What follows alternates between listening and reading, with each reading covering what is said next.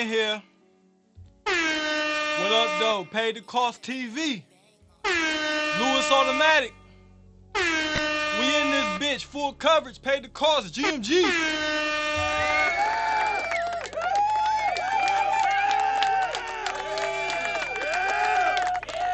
We back in it again, man. Hold up. Yeah. We back in it again, you feel me? The man Lewis Automatic, paid the cost TV. You know what I'm saying? Blast Global Radio and TV. Shout out my nigga King Darius, man. We doing it big. Man, Paid the Cost TV, an impromptu episode, you know what I'm saying? I'm trying to get this thing going more frequently, you know what I'm saying? Trying to definitely get more content out there to you know what I'm saying? No, it's a war about, you know what I'm saying, the content wars, you feel me? It's about quality. I'm trying to give you the quality and the quantity, you feel me? So it's like about, you know, everybody's just trying to put content out there, but we've got to make sure that, you know what I'm saying, there's good quality control with the content that we put out there.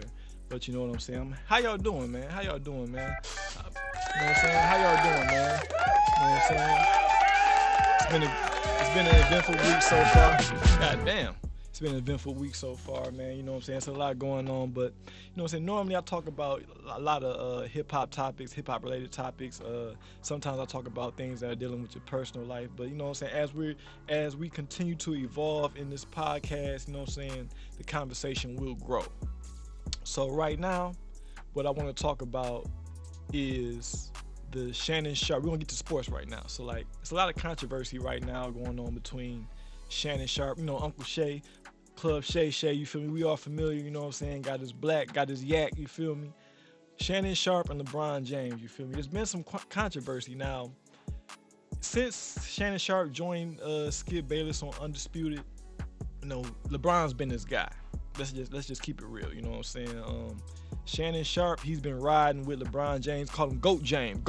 You know how Shannon Sharpe do. I ain't about to do no impression and shit, but you know what I'm saying? Uncle Shay, you know what I'm saying? He got the Goat James, you know what I'm saying?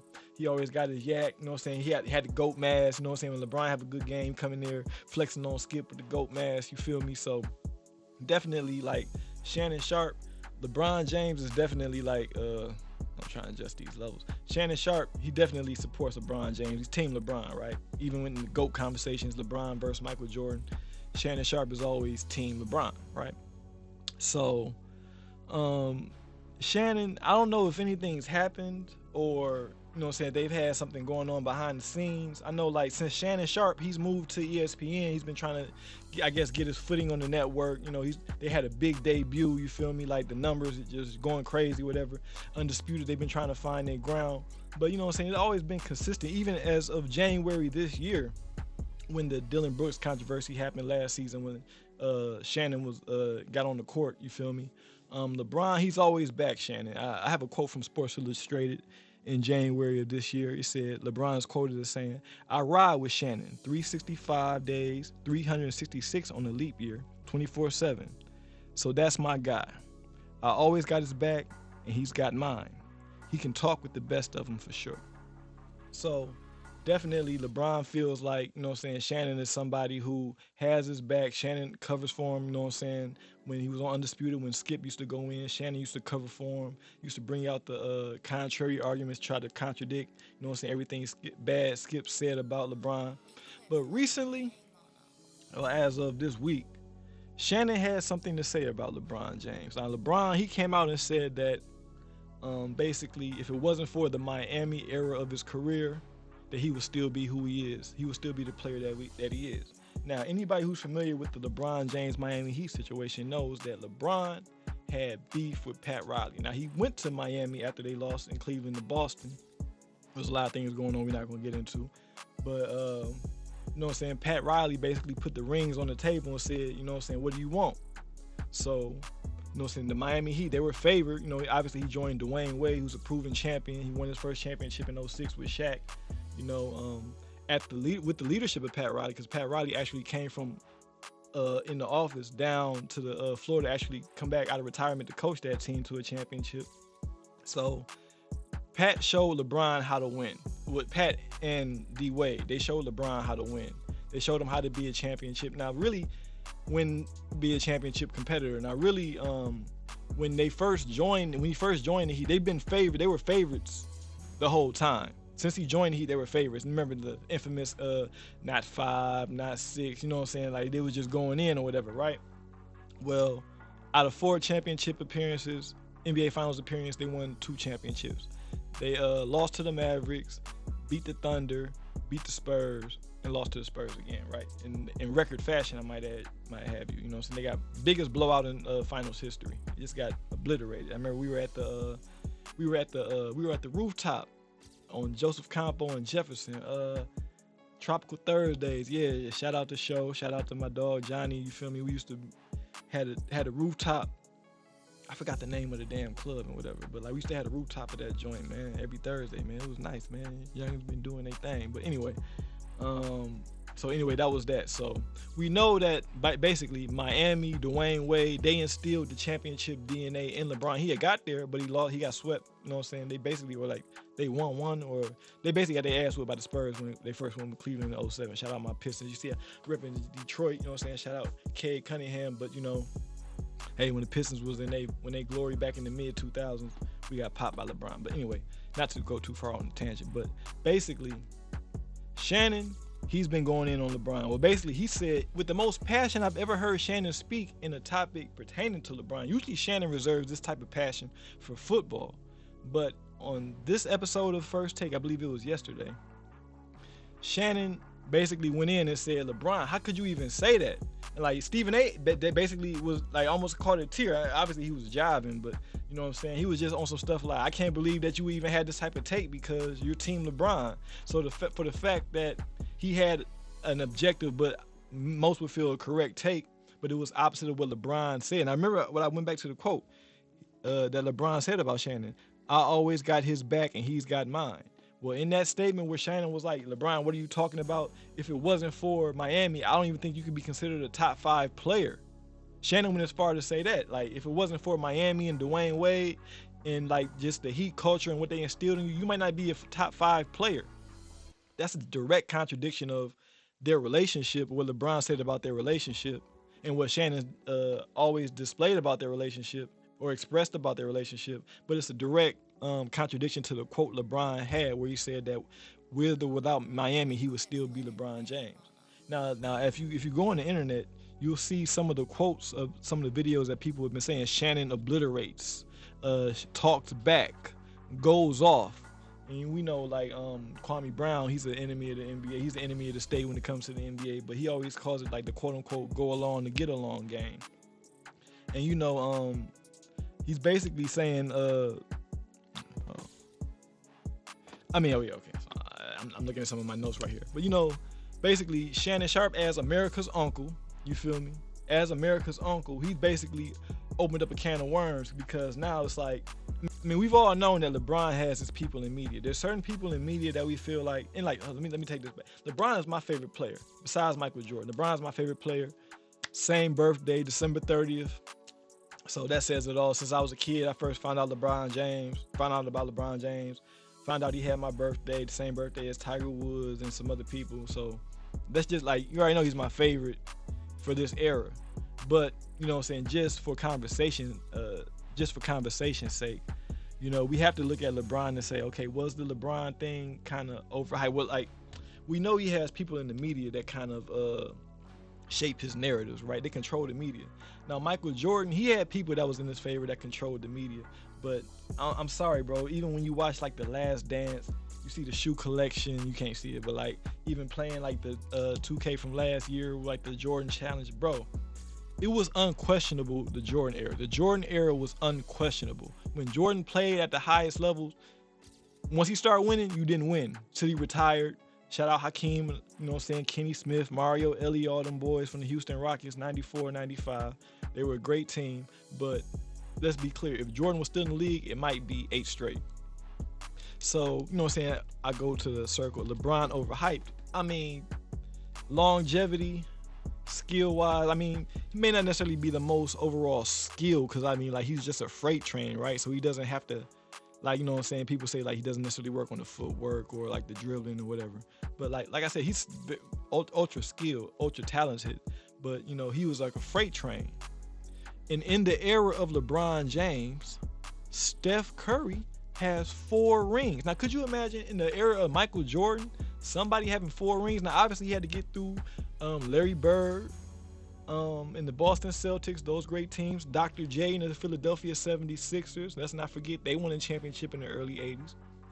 Of course, my Detroit Pistons, Isaiah the Bad Boys on them. You already know how they give it up. Joe D, John Sally, Rodman. How can I forget Bill Laimbeer, Rick Mahorn, man, Vinny Johnson. Like low key, that's my, what I'm saying, that's fam, by the way. You know what I'm saying, through long distance. You know, we ain't about to get into all that. But anyway, like, you know what I'm saying, like he had to go through the stages. You feel me? We know he had to go through the Giants, of course. Magic Johnson, Michigan State. You feel me? The Lakers. You feel me? We know LeBron had to go.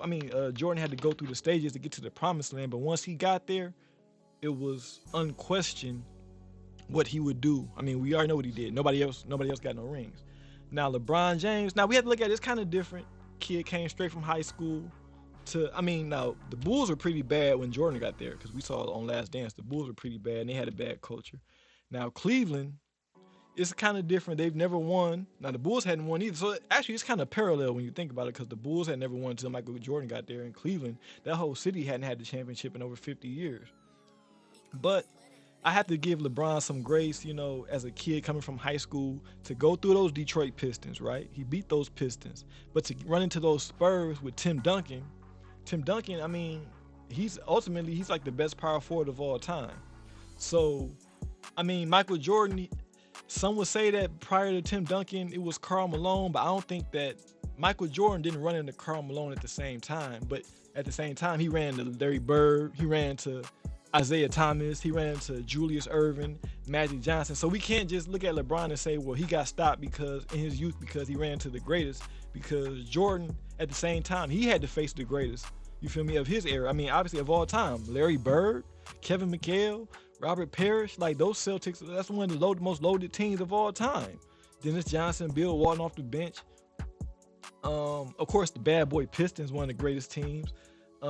Magic Johnson and the Lakers, Magic Johnson, who else was it? Byron Scott, James Worthy. Like, come on, bro, they had dogs, you feel me?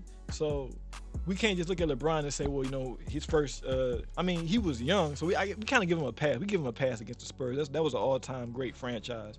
So it's kind of like we gave him a pass for the first one, so we just throw that under the rug. But once we get to like the Mavericks and all that type of stuff, you were supposed to win that.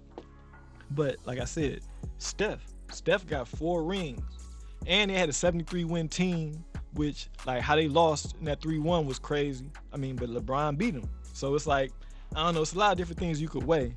But, you know what I'm saying, I don't know, it kind of got me thinking, do we need to rethink errors? Do we need to not errors, but eras? Not just in basketball, but in hip-hop. And the reason why, because, basketball and hip-hop, sports and hip-hop, they always correlate. They always, one goes with the other. But I don't know. I guess I just kind of wanted to think it, because we always look at Jay-Z. Jay-Z, my favorite rapper. He and Wayne. Wayne, probably Snoop, just as favorites. 52, like just my favorites. You know what I'm saying? But like sometimes you might weigh your favorites against the best kind of differently.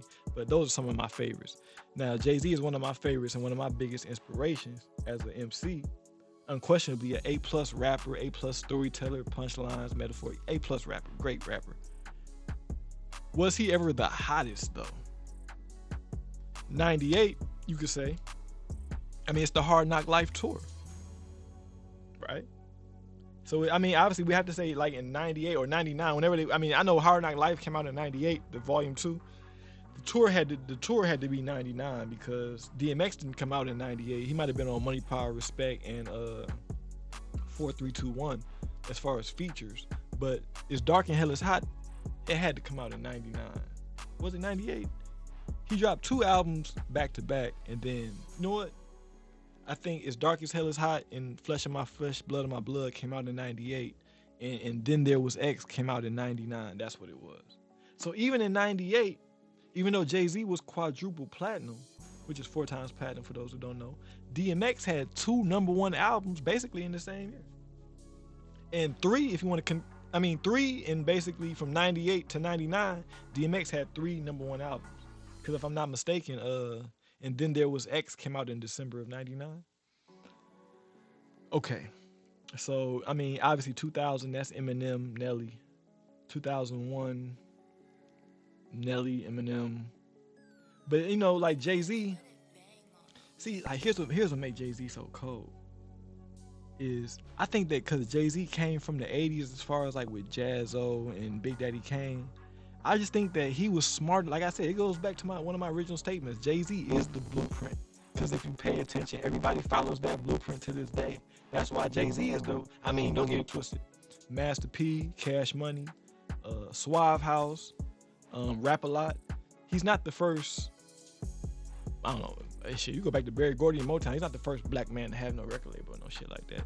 But as far as rap, he was like the guy who kind of gave like the hustler persona, I'm my own boss, and actually, as great as a rapper as I am, I'm an even better businessman. See, like we had the idea that Master P was a better businessman than rapper. And even though we loved his music, I had Mr. Ice Cream Man, that was my first tape ever in life. He wasn't the best rapper.